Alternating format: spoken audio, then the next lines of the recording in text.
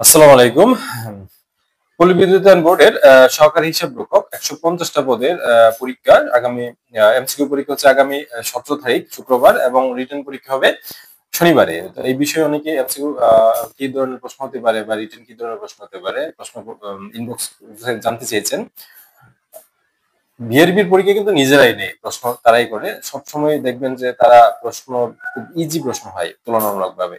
আপনার রিপিট প্রশ্ন তারা প্রচুর করে এবং নন সাবজেক্টিভ বাংলা, ইংরেজি, সাধারণ জ্ঞান, গণিত তারা বিসিএস প্রিভিয়াস ইয়ারের কোশ্চেন থেকে রিপিট প্রশ্ন করে এবং কমার্স রিলেটেড প্রশ্ন কিন্তু এখানে হয়। তো কমার্স রিলেটেড প্রশ্নগুলো সাধারণত তারা এক্সাম বেটা সহ আর বিভিন্ন ওয়েবসাইট থেকে তারা কপি পেস্ট করে প্রশ্ন করে।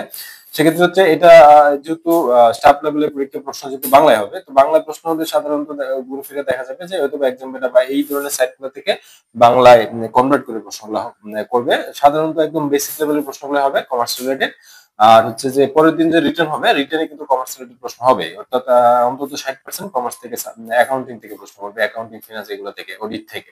সুতরাং আপনারা সেভাবে প্রস্তুতি নেন এবং চেষ্টা করবেন অন্তত বিআরবিতে যারা পরীক্ষা দিবেন যে যে প্রশ্নগুলো পাচ্ছেন অন্তত অন্য প্রশ্ন, অন্য টপিক অর্থাৎ ইঞ্জিনিয়ারিং এর বা অন্য পদের পরীক্ষার প্রশ্ন পাইলেও বাংলা, ইংরেজি, সাধারণ জ্ঞান, গণিত গুলা এগুলা থেকে পড়ার চেষ্টা করবেন, কারণ ওরাই প্রশ্ন করে যেহেতু প্রশ্ন রিপিট হবে।